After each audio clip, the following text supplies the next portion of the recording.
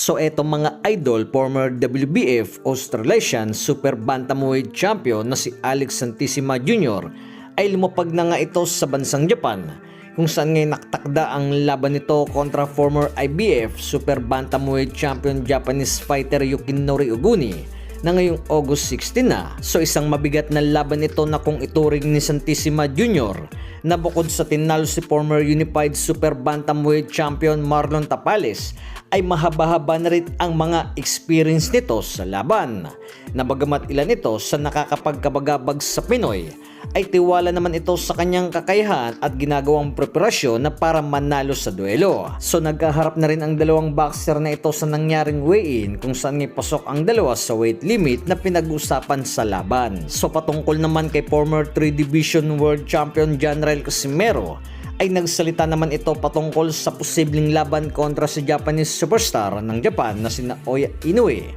na ayon sa ilang panayam ng Rapido Alan sa kanyang official FB page ay na-interview nito si Angas ng Pinas, na sa ilang katanungan ay binulgar ito ni Cuadro Alas na kailangan nga daw nito ng bayad mula sa kampo ni Inoue ng $8 million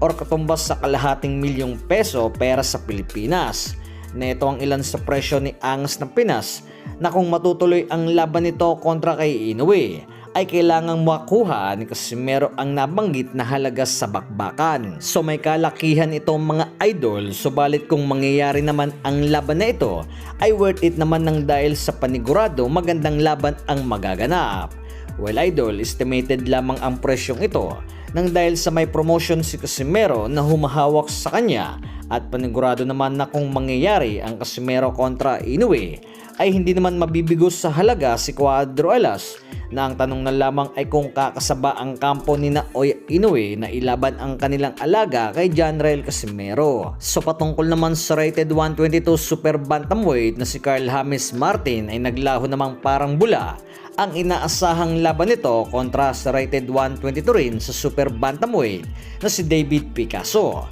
kung saan ngayon sa panibagong ulat ay aakyat na itong si Picasso sa featherweight at kakaharapin na sa ngayon ang Colombian boxer na si Michael Rincon na para sa WBC Silver Featherweight title. So nakatakda sana ang labang Picasso kontra Martin na ngayong October na bilang undercard sa laban ni Mexican superstar Canelo Alvarez, na ang laban sana ng dalawa ay sa Super Bantamweight. Subalit sa napabalitang pag-akyat na ito ni Picasso sa featherweight ay marahil isa ito sa dahilan kung bakit hindi na matutuloy. Nasa ngayon mga idol ay nasa iisang promotion naman itong si Picasso at Martin, na posible bang pinaubay na lamang kay Martin ang 122 Super Bantamweight.